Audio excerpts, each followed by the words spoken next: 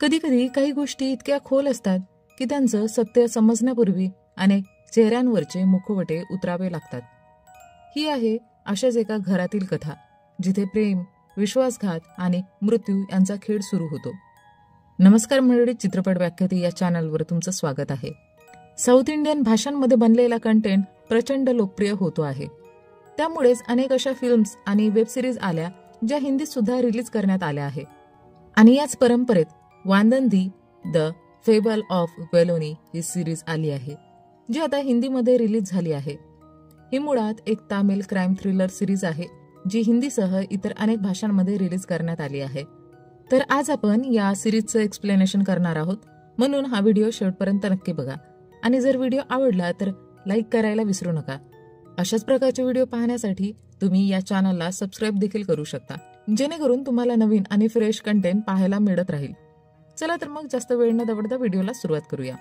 कथेच्या सुरुवातीला आपण पाहतो एक फिल्म डायरेक्टरला, जो आपल्या फिल्मच्या शूटिंगसाठी सेटवर जात असतो. त्याच्यासोबत एक माणूस असतो जो त्याला शूटिंगच्या लोकेशनवर घेऊन जातो. ती जागा खूपच सुंदर आहे आणि वेगळी असते, म्हणून डायरेक्टरला ती जागा खूप आवडते. ते दोघं एकमेकांशी गप्पा मारत असतानाच अचानक त्यांना एक मृतदेह दिसतो.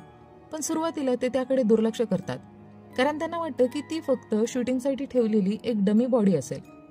मग तिथं आणखी काही लोक येतात आणि जेव्हा डायरेक्टर त्या डमी बॉडीचं कौतुक करतो, तेव्हा मेकअप आर्टिस्ट त्याला सांगतो की त्याने अजून त्या डमीवर काम सुरूच केलं नाही. म्हणजेच आता आपल्याला समजतं की ती डमी नसून एक खरी लाश आहे. यानंतर लगेचच पोलिसांना आणि फॉरेन्सिक टीमला बोलावलं जातं. पोलीस तपासाला सुरुवात करतात आणि सगळ्यात धक्कादायक गोष्ट म्हणजे ती लाश दिसायला अगदी त्यांच्या चित्रपटाच्या हिरोईन ममता हिच्यासारखीच असते. ही बातमी जसजशी सगळ्यांना कळते तशी ती न्यूज अगदी व्हायरल होते. प्रत्येक न्यूज चॅनलवर याच बातमीचा प्रसार होतो की ममता एका रहस्यमय प्रकारे मृत अवस्थेत आढळली आहे. यानंतर पोलीस, डायरेक्टर आणि चित्रपटाच्या संपूर्ण टीमला चौकशीसाठी पोलीस स्टेशनमध्ये बोलवतात. पोलीस त्यांना हिरोईन ममता आणि तिच्या कुटुंबाबद्दल विचारायला लागतात. तेवढ्यातच अचानक डायरेक्टरच्या मोबाईलवर ममताचा कॉल येतो आणि आपल्याला कळतं की ममता तर जिवंत आहे. ममता सुद्धा टीव्हीवर आपल्या मृत्यूच्या बातम्या पाहून चिडलेली असते. ती डायरेक्टरला सांगते की ती काही वैयक्तिक कारणामुळे तिकडून निघून गेली होती. आता पोलिसांसमोर मोठा प्रश्न उभा राहतो, जर ममता जिवंत आहे तर तिच्यासारखी दिसणारी जी लाश सापडली ती कोण आहे? या प्रश्नाचं उत्तर शोधणं पोलिसांसाठी महत्वाचं होतं. म्हणूनच पोलीस सर्वप्रथम त्या मुलीचा स्केच बनवायला लावतात, जेणेकरून लोकांकडून तिची ओळख पटवता येईल. त्यासाठी स्केच काढण्याचं काम सुरू होतं. यानंतर कथानक फ्लॅशबॅक मध्ये जातं. आता एक चर्चचा सीन दाखवला जातो, जिथं वेलोनी नावाची एक मुलगी आणि तिची मैत्रीण रुबी प्रार्थना करताना दिसतात. त्या चर्चमध्ये टोनी नावाचा एक मुलगा देखील असतो, जो वेलोनीकडे पाहत असतो. वेलोनी टोनीला इशारा करून चर्चच्या बाहेर बोलवते. यानंतर टोनी आणि वेलोनी तिच्या घरी जातात आणि इथे आपल्याला समजतं की वेलोनी आणि टोनी एकमेकांना आवडतात. टोनी तिला गिटार शिकवत असतो आणि तिथेच हा सीन संपतो. आता रात्रीचा सीन दाखवला जातो, जिथं वेलोनी बाथरूम मध्ये आंघोळीची तयारी करत असते.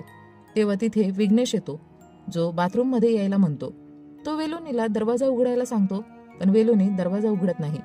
दुसऱ्या दिवशी सकाळी आपल्याला समजतं की विघ्नेश वेलोनीचा फियांसे आहे, पण वेलोनीला तो अजिबात आवडत नाही. मात्र वेलोनीच्या आईला विघ्नेश खूप आवडतो, म्हणूनच आईने विघ्नेशला वेलोनीसाठी निवडलं आहे. यानंतर आपल्याला कळतं की वेलोनीच्या आईचा रुबीचा एक मोठा लॉज आहे आणि ती तो लॉज एकटीच चालवते. रुबी खूप हुशारीने आणि ताकदीने तो लॉज सांभाळते. त्या लॉजमध्ये बरेच लोक राहतात आणि अनेक मुलं देखील असतात, जे नेहमी रुबी आणि वेलोनीला पटवण्याचा प्रयत्न करत असतात. पुढच्या सीन मध्ये आपण पाहतो की वेलोनी जेव्हा बसने कॉलेजला जात असते, तेव्हा टोनी देखील त्याच बसमध्ये असतो आणि वेलोनीकडे बघत असतो, पण वेलोनी त्याला दुर्लक्षित करते. या सीन मधून आपल्याला आणखी एक मोठी गोष्ट कळते की सिरीजच्या सुरुवातीला जी मृतदेह दाखवली गेली होती ती कोणाची नाही तर वेलोनीचीच होती. पण ही गोष्ट अजून कुणालाच माहिती नसते. त्यामुळे एक मोठं रहस्य तयार झालेलं असतं. जेव्हा ही बातमी सगळीकडे पसरते आणि टोनीच्या मित्राकडे पोहोचते, तेव्हा टोनीचा मित्र त्याला सांगतो की वर्तमानपत्रात बातमी आली आहे की वेलोनीचा मृतदेह सापडला आहे, पण अजून कोणीही तिला ओळखलं नव्हतं आणि जो कोणी तिला ओळखेल त्याला पोलीस बक्षीस देतील. मग टोनीचा मित्र ताबडतोब पोलीस स्टेशनमध्ये जातो आणि पोलिसांना सांगतो की ती इथलीच मुलगी आहे आणि तिचं नाव वेलोनी आहे. यानंतर पोलीस वेलोनीच्या कुटुंबियांना कॉल करतात आणि कळतं की वेलोनी खरंच 3 दिवसांपासून बेपत्ता आहे. दुसऱ्या दिवशी सकाळी वेलोनीच्या कुटुंबियांना बोलवलं जातं. त्यात वेलोनीची आई रुबी आणि तिचा फियन्से विघ्नेश देखील येतात. जेव्हा विघ्नेश वेलोनीचा मृतदेह पाहतो तेव्हा तो जोरजोरात रडायला लागतो, कारण वेलोनी खरंच मरण पावलेली असते. थोड्या वेळाने पोलीस अधिकारी रामाराव विघ्नेशला चौकशीसाठी बोलावतो आणि त्याला काही प्रश्न विचारतो. त्यावर विघ्नेश सांगतो, असं याआधीही झालं होतं. वेलोनी आधीही 3-4 दिवस बेपत्ता झाली होती, पण नंतर ती परत आली होती. पण यावेळी त्यांना माहिती नव्हतं की वेलोनी परत येणार नाही. रामाराव जेव्हा विघ्नेशला विचारतो की वेलोनीला शेवटचं कधी आणि कुठं पाहिलं होतं, तेव्हा विघ्नेश सांगतो की शेवटचं वेलोनी तिच्या आंटीकडे जाणार होती. तिने त्याला तिच्यासोबत यायचं पण बोललं होतं, पण नंतर म्हणाली की ती एकटीच जाईल आणि त्याने तिला सांगितलं की ठीक आहे, जायचं तर जा एकटी, पण मी संध्याकाळी 7 वाजता तुला परत घ्यायला येईल. ही शेवटची वेळ होती जेव्हा मी वेलोनीला बघितलं होतं. यानंतर वेलोनीचं अंत्यसंस्काराचं दृश्य दाखवलं जातं, जिथे तिचे सगळे कुटुंबीय आणि मित्र जमलेले असतात. यानंतर पोलीस वेलोनीच्या आंटीला चौकशीसाठी बोलावतात आणि विचारतात की वेलोनी शेवटी त्यांच्याकडे कधी आली होती. तेव्हा वेलोनीची आंटी सांगते की वेलोनी तिच्याकडे कधी आलीच नव्हती. ती तिला नेहमी बोलवत असे, पण वेलोनी फारच कमी वेळा तिच्याकडे यायची. वेलोनीच्या आंटीने सांगितलेल्या सगळ्या गोष्टी ऐकल्यानंतर पोलीस अधिकारी रामारावला आता कुठेतरी विघ्नेशवर संशय येतो. त्यामुळे ते SP ऑफिसरला सगळी माहिती देतात आणि सांगतात की मला वाटतं की विघ्नेश खोटं बोलतोय, कारण त्याने सांगितलं होतं की वेलोनी ती तिच्या आंटीकडे गेली होती, पण आंटी म्हणते की वेलोनी तिच्याकडे आलीच नाही. याचा एकच अर्थ आहे की विघ्नेश खोटं बोलतोय किंवा वेलोनी. त्यामुळे या दोघांपैकी कोण खोटं बोलतोय हे शोधणं गरजेचं आहे. पुढच्या सीनमध्ये एका न्यूज रिपोर्टरचा डायरेक्टरला दाखवलं जातं, जो दुसऱ्या दिवशी छापल्या जाणाऱ्या बातम्या वाचत असतो. तेव्हा त्याला कळतं की वेलोनी आणि ममता यांची बातमी 7व्या नंबरवर छापली आहे. त्यामुळे तो लगेचच एका रिपोर्टरला कॉल करून सांगतो, जी बातमी 7व्या नंबरवर छापली आहे ती बातमी 2ऱ्या नंबरवर टाक, कारण ही बातमी सध्या खूप ट्रेंडिंगला आहे, लोकांना वाचायला ती नक्कीच आवडेल. त्यामुळे वेलोनीच्या बातमीला 2ऱ्या पेजवर दिला जातं. यानंतर आपण पाहतो की वेलोनीचा अंतिम संस्कार पूर्ण होतं आणि जेव्हा सगळे बाहेर पडत असतात तेव्हा पोलीस विघ्नेशला ताब्यात घेतात. मात्र विघ्नेशला ते पोलीस स्टेशनमध्ये नेत नाही, कारण त्यांचं म्हणणं असतं की त्यांना फक्त काही प्रश्न विचारायचे आहेत आणि विघ्नेश विरोधात अजून काही सिद्ध झालेलं नव्हतं. म्हणून पोलीस विघ्नेशला एका लॉजमध्ये नेतात आणि तिथे त्याची चौकशी सुरू करतात. ते त्याला विचारतात, तुझा आणि वेलोनीचा नेमका संबंध काय होता? यावर विघ्नेश सांगतो की ती माझी फियांसे होती. पोलीस त्याला विचारतात, तू म्हणालास की ती तिच्या आत्याकडे गेली होती, पण तिच्या आंटीने तर सांगितलं होतं की वेलोनी त्यांच्याकडे आलीच नव्हती. त्यावर विघ्नेश म्हणतो, शक्य आहे वेलोनीने माझ्याशी खोटं बोललं असेल. मग पोलीस म्हणतात, जर वेलोनी खोटं बोलत असेल तर तिनं तुला 7 वाजता घ्यायला का बोलवलं? पण विघ्नेश आपल्या बोलण्यावर ठाम असतो.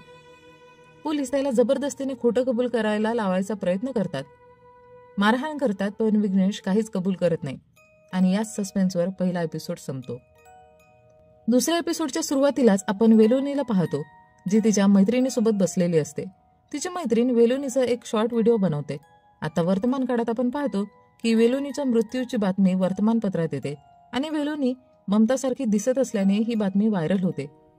ही बातमी लोक पाहायला आणि डिबेटला लावतात. त्याचबरोबर वरून पोलीस अधिकाऱ्यांवर दबाव येतो की ही केस लवकरात लवकर मिटवावी. त्यामुळे जस्टिस सदाशिवम नावाचा एक प्रभावी माणूस SP ऑफिसरला बोलावतो आणि सांगतो की ही केस शांतपणे मिटव. यानंतर पुढच्या सीनमध्ये आपल्याला इन्स्पेक्टर विवेकला दाखवलं जातं, जो एक हुशार आणि प्रामाणिक पोलीस ऑफिसर असतो, पण सध्या सुट्टीवर असतो, कारण त्याला त्याच्या बायकोला माहेरी सोडायला जायचं असतं. आपल्याला त्याची बायको आनंदी देखील दाखवली जाते, जी खूप खुश असते कारण तिला माहेरी जायचं असतं. पण अचानक विवेकला SP सरांचा फोन येतो. SP सर त्याला वेलोनीच्या केसबद्दल सांगतात आणि म्हणतात, ही केस खूप महत्वाची आहे, त्यामुळे तुझी सुट्टी रद्द कर आणि तात्काळ पोलीस स्टेशनला हजर हो. SP सरांच्या आग्रहामुळे विवेक नाईलाजाने मान्य करतो आणि पोलीस स्टेशनमध्ये जाण्यास तयार होतो. पण जेव्हा त्याची बायको आनंदीला हे कळतं तेव्हा ती विवेकवर खूप चिडते आणि खूप रागवते, कारण विवेकने तिला वचन दिलं होतं की तो कोणतंही कारण सांगणार नाही आणि तिला तिच्या घरी म्हणजे माहेरी सोडायला घेऊन जाईल. पण इथे विवेक तिला समजावतो की जर केस इतकी महत्वाची नसती तर SP सरांनी स्वतः मला कॉल करून बोलावलं नसतं. यानंतर विवेक थेट पोलीस स्टेशनला पोहोचतो जिथे त्याची भेट रामारावशी होते. रामाराव या केसवर विवेक सोबतच काम करणार असतो. रामाराव विवेकला संपूर्ण माहिती देतो की आतापर्यंत त्यांनी काय तपास केला आणि कोणकोणती माहिती मिळवली आहे. रामाराव विवेकला सांगतो की त्यांनी विघ्नेशला एका लॉजमध्ये ठेवलं आहे. जेव्हा विवेक त्याला विचारतो की विघ्नेशला थेट पोलीस स्टेशनमध्ये का आणलं नाही, तेव्हा रामाराव सांगतो की त्यांनी फक्त शंकेवरून विघ्नेशला ताब्यात घेतलं होतं. यानंतर विवेक लगेचच विघ्नेशची भेट घेतो आणि त्याच्याकडून चौकशी करतो. पण विघ्नेश अजूनही आपल्याच बोलण्यावर ठाम असतो की त्याने काहीही चुकीचं केलं नाही. विघ्नेशच्या सांगण्यावरून विवेक आणि रामाराव लगेचच रुबीकडे लॉजमध्ये जातात. तिथे सगळ्यात आधी ते वेलोनीच्या खोलीत जातात आणि चौकशी करतात. खोलीत त्यांना वेलोनीच्या एका पुस्तकात एक छोटंसं लॉकेट सापडतं, ज्यावर टी असं अक्षर कोरलेलं असतं. यानंतर रामाराव आणि विवेक रुबीला विचारतात. रुबी खूपच रडत असते. तिनंही त्यांना सांगितलं की याआधी वेलोनी 2-3 दिवस गायब झाली होती आणि त्यांनी पोलीस स्टेशनमध्ये तक्रार सुद्धा दिली होती. पण दुसऱ्या दिवशी वेलोनी स्वतः परत आली होती, त्यामुळे यावेळी त्यांनी पोलीस स्टेशनमध्ये तक्रार दिली नव्हती. यानंतर विवेक लॉजमध्ये राहणाऱ्या लोकांची सुद्धा चौकशी करतो, जिथे एक आंटी आणि काही मुलं असतात जे वेलोनीशी बोलायचे. त्यापैकी काही मुलं सांगतात की वेलोनी नेहमी रात्री 11-12च्या सुमारास छतावर फिरताना दिसायची. यानंतर विवेक रामारावला घेऊन जंगलात एका ठिकाणी जातो. खरं तर ते अलेक्स नावाच्या मुलाला भेटायला जातात. विवेक रामारावला सांगतो की अलेक्स क्रिमिनल केस संबंधीची खूप माहिती ठेवतो आणि अनेकदा विवेक त्याच्याकडून मदत घेतो. इथे सुद्धा विवेक अलेक्सला वेलोनीचा फोन नंबर देतो आणि कॉल हिस्ट्री मागवतो. जेव्हा अलेक्स वेलोनीचा फोटो पाहतो तेव्हा तो म्हणतो की मी हिला आधी पाहिलंय. खरं तर तिचा एक व्हायरल झालेला व्हिडिओ अलेक्स पर्यंत पण पोहोचलेला असतो. अलेक्स विवेकला तो व्हिडिओ दाखवतो, जो आपण दुसऱ्या एपिसोडच्या सुरुवातीला पाहिला होता, जेव्हा वेलोनीच्या फ्रेंडने तिचा व्हिडिओ काढला होता. यानंतर विवेक आणि रामाराव त्या ठिकाणी पोहोचतात जिथे फिल्मचं शूटिंग सुरू होतं आणि जिथे वेलोनीचा मृतदेह सापडला होता. तिथे पोहोचल्यावर ते आजूबाजूला चौकशी करतात. थोडंफार शोध घेतल्यानंतर विवेकला एका कपड्याचा तुकडा सापडतो. तो तुकडा वेलोनीच्याच ड्रेसचा असतो. याआधी पोलिसांनी जेव्हा चौकशी केली होती तेव्हा फक्त मृतदेहाच्या आसपासच तपास केला होता, पण हा तुकडा थोडा लांब सापडतो, त्यामुळे तपासाचा नवा धागा मिळतो. फ्लॅशबॅकच्या सीनमध्ये आपण पाहतो की रुबीच्या लॉजमध्ये काल सेबेस्टियन नावाचा एक रायटर आला होता, जो तिथे राहण्यासाठी आला असतो. म्हणून वेलोनी त्याला रूम दाखवते आणि त्यांच्यात खूप गप्पा होतात. आता रात्रीचा वेळ होतो आणि सेबेस्टियन वेलोनी सोबत पुन्हा बोलायला लागतो आणि बराच वेळ दोघं एकत्र घालवतात. इथं आपण पाहतो की हळूहळू वेलोनी त्याला आवडू लागली होती. यानंतर पुढचा सीन वर्तमान काळातला दाखवला जातो, जिथे विवेक टोनीच्या मित्राशी बोलायला आलेला असतो, कारण टोनीच्या मित्रानेच पोलिसांना वेलोनीबद्दल माहिती दिली होती. पण जेव्हा टोनीचा मित्र तिथे येतो आणि विवेक त्याच्याकडे पाहतो तेव्हा लगेचच तो नजर चुकवतो. हे पाहून विवेकला संशय येतो. त्यामुळे जेव्हा सीसीटीव्ही फुटेज तपासलं जातं तेव्हा त्यांना एक मुलगा दिसतो. मग रामाराव त्याला जोरात थप्पड मारतो आणि विचारतो. तेव्हा टोनीचा मित्र सगळं खरं सांगतो. तो सांगतो की वेलोनीचा टोनी नावाच्या मुलासोबत रिलेशनशिप होतं. हे ऐकताच विवेक आणि रामाराव लगेचच टोनीच्या वडिलांकडे जातात आणि त्याच्याबद्दल विचारतात. टोनीचे वडील सांगतात की टोनी तर बऱ्याच दिवसांपासून गायब आहे आणि असं काही करेल असं त्यांना वाटत नव्हतं, कारण त्यांचा मुलगा चांगला आहे आणि कोणत्याही वाईट प्रकरणात पडत नाही. वडिलांच्या बोलण्यातून विवेकला त्यांच्यावर विश्वास वाटतो, कारण त्यांच्या डोळ्यात सच्चाई दिसत होती. पण रामारावला टोनीवर अजूनही थोडा संशय असतोच. पुढच्या सीनमध्ये एक रिपोर्टर दाखवला जातो, जो रुबीच्या लॉजमध्ये राहायला आलेला असतो. त्याला त्याच्या न्यूज डायरेक्टरने पाठवलं असतं, जेणेकरून तो वेलोनीबद्दल सगळी माहिती काढू शकेल. रिपोर्टर डायरेक्टरशी बोलताना कळतं की तिथे पोलीस तपासही सुरू आहे आणि त्याला जो काही शोध लागेल ते डायरेक्टरला सांगावं लागणार. यानंतर आपण पाहतो की विवेक आनंदीला घ्यायला तिच्या घरी माहेरी पोहोचतो. म्हणजे आनंदी आता घरी परत आलेली असते. यानंतर विवेकला एका टीपमधून वेल्लोर नावाच्या जागेबद्दल कळतं, जिथे वेलोनी सोबत काहीतरी वाईट घडलं असावं. म्हणून विवेक आणि त्याची टीम तिचं चौकशी सुरू करतात. तपास करत असताना त्यांना पुन्हा वेलोनीच्या ड्रेसचा एक तुकडा सापडतो. यावरून त्यांना खात्री पटते की वेलोनी तिथे नक्कीच होती. ते लगेचच फॉरेन्सिक टीमला बोलावतात, जेणेकरून अधिक चौकशी होऊ शकेल. तिथून बाहेर पडताना त्यांना एक वृद्ध बाई भेटते. विवेक त्या बाईला वेलोनीचा फोटो दाखवतो आणि विचारतो, तुम्ही हिला पाहिला आहेत का? तेव्हा ती बाई सांगते, हो, 2 आठवड्यांपूर्वी मी तिला इथंच पाहिलं होतं आणि तिच्यासोबत एक माणूसही होता. पोलिसांना वाटतं की कदाचित तो माणूस म्हणजे टोनी असेल, म्हणून ते तिला टोनीचा फोटो दाखवतात. पण ती बाई सांगते, हा मुलगा तर खूपच तरुण आहे, मी ज्याला पाहिलं होतं तो माणूस मोठा होता. फॉरेन्सिक टीमला तिथं चौकशी करताना खूप साऱ्या रक्ताचे डाग सापडतात. ते डाग लगेचच तपासण्यासाठी लॅबमध्ये पाठवले जातात. तिथंच एक पोलीस ऑफिसर त्या रिपोर्टरला मेसेज करून सगळी माहिती देतो आणि जेव्हा सगळी माहिती रिपोर्टरकडे पोहोचते तो लगेचच ती न्यूज तयार करून आपल्या डायरेक्टरकडे पाठवतो. त्यांना ही बातमी खूप आवडते कारण त्या न्यूजमध्ये सगळं काही होतं जे लोकांना जाणून घ्यायचं होतं की वेलोनीची डेथ कुठे झाली, कोण कोण संशयित आहेत आणि कोणावर संशय घेतला जातोय. सोबतच लोकांना ही गोष्ट सुद्धा कळली होती की वेलोनी त्या ठिकाणी टोनी आणि विघ्नेश सोबत नव्हती, तर ती तिसऱ्याच माणसासोबत गेली होती. म्हणजेच त्या संपूर्ण घटनेत त्या तिसऱ्या व्यक्तीचा हात आहे. आणि याच सस्पेन्ससह दुसरा एपिसोड इथे संपतो. तिसऱ्या एपिसोडच्या सुरुवातीलाच आपण पाहतो की विवेककडे एक व्यक्ती येतो जो टोनी आणि त्याच्या वडिलांबद्दल बोलत असतो. तो म्हणतो की टोनी पूर्णपणे निर्दोष आहे, त्यानं काहीही केलेलं नाही. पण विवेकला टोनीशी प्रत्यक्ष बोलायचं असतं म्हणून टोनीला बोलावलं जातं. त्यानंतर टोनी विवेक सरांना सांगतो की तो वेलोनीला खूप प्रेम करायचा, पण त्यांचं नातं फार काळ टिकलं नाही. कारण एक दिवस जेव्हा तो तिला गिटार शिकवत असतो तेव्हा त्याला वाटतं की वेलोनीलाही तो आवडतो. त्यामुळे जेव्हा टोनी तिच्यावर जबरदस्ती करण्याचा प्रयत्न करतो तेव्हा वेलोनी त्याला एक थप्पड मारते आणि त्यानंतर त्यांचं बोलणं बंद होतं. त्यानंतर ते कधीच भेटले नाहीत. काही दिवसानंतर त्याला बातमी मिळाली की वेलोनीचं निधन झालं. त्याला वाटायचं की पोलीस त्याला नक्कीच पकडतील म्हणून तो शहर सोडून पळून गेला. पुढच्या सीनमध्ये आपण गावातल्या काही लोकांना पाहतो जे जंगलात शिकार करायला गेलेले असतात. त्यांना एक डुक्कर दिसतो आणि ते त्यावर गोळी झाडणार असतातच, पण अचानक एक तिसरा माणूस येतो आणि तो डुक्कर मारतो. तो माणूस म्हणजे डॉक्टर पॉल राज असतो. डॉक्टरकडे चांगली रायफल असल्यामुळं त्याने सहज डुक्कर मारला. थोड्याच वेळाने डॉक्टरला रामाराव पोलीस स्टेशनहून कॉल करतो आणि त्याला भेटायचं ठरवतो. पण डॉक्टर म्हणतो की तो आज बिझी आहे म्हणून तो उद्या भेटेल. यानंतर सीनमध्ये आपण डायरेक्टरला सेतुरामनला पाहतो जो एका पार्टीत असतो.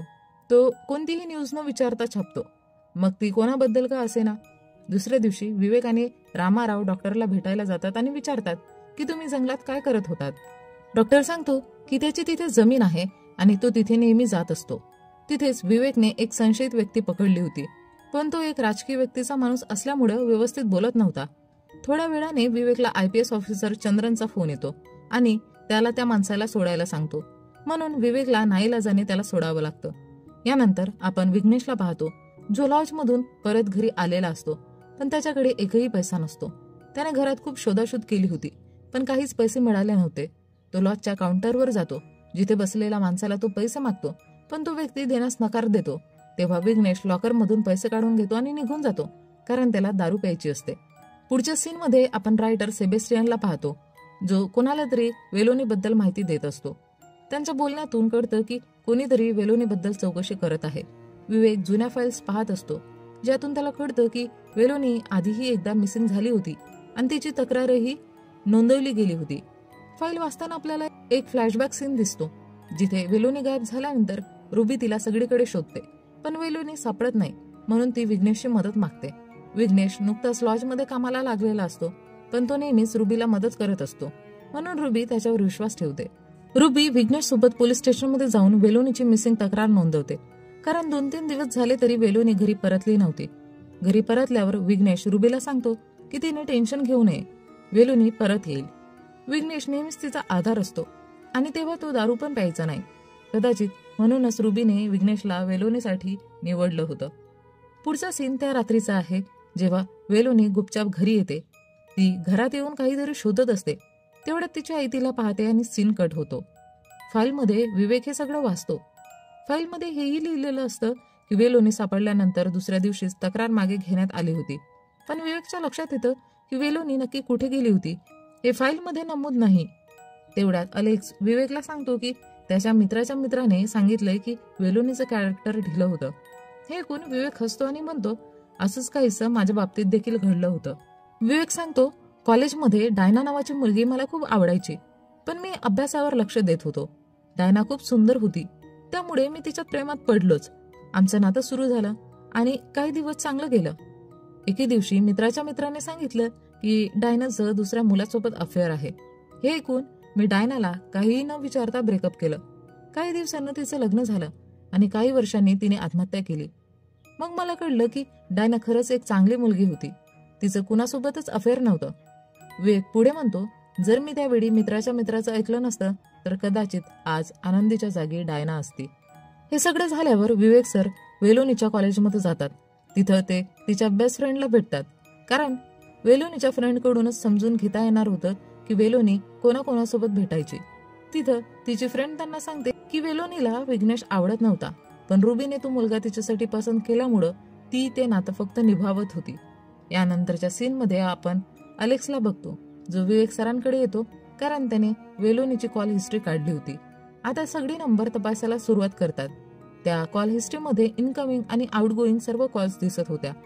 त्यांना असं लक्षात येतं की वेलोनीच्या मर्डरच्या दिवशी वेलोनीच्या फोनवरून केरळला वारंवार कॉल केले गेले होते.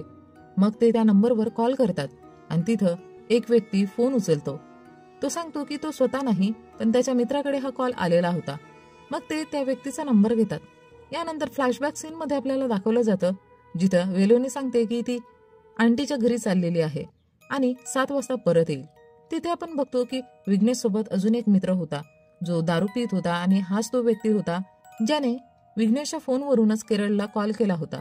हे सर्व समजल्यावर विवेक सर लगेचच लॉजमध्ये विघ्नेशला भेटायला जातात, कारण त्याच्या मित्राबद्दल अधिक माहिती मिळवायची असते. पण तिथं विघ्नेश त्यांना सापडत नाही. तिसऱ्या एपिसोडच्या शेवटी दाखवलं जातं की विघ्नेशची बाईक दिसते आणि थोड्या अंतरावरच विघ्नेश मृतावस्थेत आढळतो. म्हणजे विघ्नेशचा मर्डर झालेला असतो. आणि इथेच 3rd एपिसोड संपतो. 4थ्या एपिसोडच्या सुरुवातीला आपण वेलोनीला एका सुनसान जंगलात धावताना बघतो. तिच्या मागे काही लोक लागलेले असतात. पुढे जाऊन वेलोनी एका ठिकाणी लपते आणि तिथं आपण 3 शिकाऱ्यांना पाहतो, जे त्या वृद्ध स्त्रीचे मुलं असतात. जसं की आधीच्या भागात दाखवलं होतं. तिथंच वेलोनीचा मृतदेह दिसतो आणि रक्ताने माखलेले 2 हात सुद्धा दिसतात. पण हे हात कोणाचे आहेत हे कळत नाही. पुढच्या सीनमध्ये आपण प्रेस कॉन्फरन्स पाहतो, जिथं उघड केलं जातं की वेलोनीचा खून विघ्नेशने केलाय आणि नंतर त्याने आत्महत्या केली. त्यामुळे ही केस क्लोज होणार असते. SP सर विवेकला सांगतात की लवकरात लवकर केसची फाईल क्लोज करा. पण विवेक खुश नसतो, कारण त्याला वाटतं की खरा कुणी अद्याप सापडलेला नाही. तरीही SP सरांच्या दबावामुळे विवेक फाईल देतो, पण त्याच्या मनात शंका राहते. विवेक SP सरांना सांगतो की त्यांना अजून खरा कुणी शोधायचा आहे, पण SP सर त्यांना दुसऱ्या केसवर लक्ष द्यायला सांगतात आणि 3 दिवसांची रजा देतात. यानंतरच्या सीन मध्ये आपण पाहतो की अलेक्स आणि विवेक एकत्र बसलेले असतात आणि तिथं अलेक्स सांगतो की त्याला नोकरी मिळाली आहे आणि त्याला शहराबाहेर जावं लागणार आहे. हे ऐकून विवेक अजून उदास होतो, कारण त्याला अलेक्स पासून दूर व्हायला नको असतं. आणि आता वेलोनीची केस सुद्धा टेक्निकली सॉल्व्ह झाली असते आणि या केसची फाईल जस्टिस सरांकडे पोहोचवलेली असते. जेव्हा ते ही फाईल वाचतात त्यांनाही लक्षात येतं की कुठेतरी वेलोनीला अजूनही न्याय मिळालेला नाही. पण त्यांचं रिटायरमेंट फक्त 10 दिवसांवर येऊन ठेपलेलं असतं, म्हणून ते काही करू शकत नाही. आता जेव्हा विवेक सर घरी येतात तेव्हा डॉक्टर पॉल राज यांचा फोन येतो. डॉक्टर पॉल सांगतात की विघ्नेशची पोस्टमॉर्टम रिपोर्ट त्यांच्या समोर आहे. ते विवेक सरांना सांगतात की विघ्नेशने खूप जास्त प्रमाणात दारू प्यायली होती आणि 10% अजून तो दारू प्यायला असता तर त्याला आत्महत्या करण्याची गरज पण पडली नसते, कारण तो तसाच मेला असता. तसंच डॉक्टर पॉलराज सांगतात की जर विघ्नेश मेला नसता तर ही केस कधीच सॉल्व्ह झाली नसते, कारण तो जिवंत असता तर त्याने कधीच मान्य केलं नसतं की त्याने वेलोनीचा खून केला आहे. ही गोष्ट कुठेतरी विवेक सरांनाही माहिती होती. म्हणूनच ते लगेच अलेक्सला भेटायला जातात आणि त्याला सांगतात की वेलोनीचा खून विघ्नेशने नाही केला, कारण त्यांच्याकडे काही पुरावे असतात. ते त्याच्या मोबाईलमध्ये असलेलं विघ्नेशचं सुसाईड नोट अलेक्सला दाखवतात. अलेक्स जेव्हा ते पत्र वाचतो तेव्हा त्याला कळतं की विघ्नेशने खरंच वेलोनीचा खून केला नव्हता. त्या पत्रात विघ्नेश लिहितो की मी वेलोनीवर खूप प्रेम करत होतो आणि पोलिसांनी यावर वेळ वाया घालू नये की विघ्नेशने आत्महत्या का केली. इन्स्टेड त्यांनी शोधावं की वेलोनीचा खरा कोणी खून आहे. विवेक सर हे पत्र SP सरांना देखील दाखवतात. SP सर पूर्ण पत्र वाचतात, पण ते हे प्रकरण पुन्हा उघडू देऊ इच्छित नाहीत, म्हणून ते हे पत्र जाळून टाकतात. इथे विवेक सर त्यांना म्हणतात की त्यांना हे प्रकरण पुन्हा उघडायला हवं, कारण वेलोनीला अजूनही न्याय मिळालेला नाही आणि खरा कोणी कोण आहे हे शोधणं अजून आवश्यक आहे. हे ऐकून SP सर खूप चिडतात आणि विवेक सरांना सांगतात की त्यांनी या केस पासून दूरच राहायला हवं, कारण ही केस आता पूर्णपणे बंद झाली आहे. पुढच्या सीन मध्ये आपण पाहतो की विवेक सर घरी उदास बसलेले असतात. तेव्हा अलेक्स येतो आणि सांगतो की तो जॉबसाठी शहराबाहेर जाणार नाही, कारण त्याला हे काम खूप आवडतं. हे ऐकून विवेक सर खूप आनंदी होतात. मग ते लगेचच वेलोनीची केस रिओपन करतात. सर्वात आधी ते जॉन्सला बोलावतात जॉन्स एक फ्लॅशबॅक सीन सांगतो की तो रिसेप्शनवर काम करायचा, रजिस्टर मेंटेन करायचा आणि कॉल्स बघायचा. तो सांगतो की कधी कधी वेलोनी तिथे यायची आणि विघ्नेश पासून लपून छपून एका माणसाशी तासन तास बोलायची आणि जॉन्स तिच्यावर नेहमी पाडत ठेवायचा. पण एकदा जेव्हा वेलोनी फोनवर बोलत असते तेव्हा विघ्नेश तिथे येतो आणि तिला विचारतो की ती कोणाशी बोलते आहे. पण वेलोनी त्याला काहीच सांगत नाही आणि त्यामुळे त्यांच्यात भांडण होतं. आता विवेक सरांच्या मनात प्रश्न निर्माण होतो की वेलोनी तासन तास कोणाशी बोलत होती. मग विवेक सर लॉजचे रजिस्टर मागवतात आणि अलेक्सला सांगतात की त्या रजिस्टरमधून शोध काढ की वेलोनीने कोणत्या नंबरवर कॉल केले होते. अलेक्स लगेचच कामाला लागतो आणि तो सगळे कॉल नंबर चेक करायला सुरुवात करतो. आणि जेव्हा विवेक सर घरी असतात तेव्हा त्यांना एसपी सरांचा कॉल येतो. त्यांना कळतं की विवेक अजूनही गुपचूप केसची चौकशी करत आहे. त्यामुळे एसपी सर खूप चिडतात. दुसऱ्या दिवशी विवेक सर अलेक्सला ही गोष्ट सांगतात की आता आपल्याला खूप सावधपणे तपास करावा लागेल. मग ते लगेचच उत्तरपारा गावात जातात, जिथे त्यांना त्या वृद्धबाईला भेटायचं असतं, कारण तिनेच वेलोनी सोबत एक व्यक्ती पाहिलेला असतो. त्या व्यक्तीचा फोटो दाखवून त्याची ओळख पटवायची असते. पण तिथं त्या बाईची 3 शिकारी मुलं त्यांच्याशी नीट बोलत नाही, म्हणून विवेक सरांना नाईलाजाने तिकडून निघून जावं लागतं. विवेक सर तिकडून निघताच ते तिघं आपसात भांडायला लागतात, कारण त्यांच्यातल्याच एकाने त्यांच्या आईला शिवी दिलेली असते. आणि जेव्हा ते भांडत असतात तेव्हा त्यांची आई त्यांना थांबवायला येते, पण धक्कामुक्कीमध्ये ती खाली पडते आणि सीन इथे कट होतो. यानंतरच्या सीन मध्ये आपल्याला दिसतं की ज्या दिवशी वेलोनीचा खून झाला होता त्या दिवशी ती सजून धजून कुठेतरी जायला निघाली होती. जेव्हा वेलोनी कुठेतरी बाहेर जात असते तेव्हा रिसेप्शनवर एक फोन कॉल येतो आणि तो कॉल खरं तर सेबेस्टियनचा असतो. त्या कॉलमध्ये वेलोनी म्हणते की ती लवकरच येणार आहे आणि यावरच हा एपिसोड संपतो.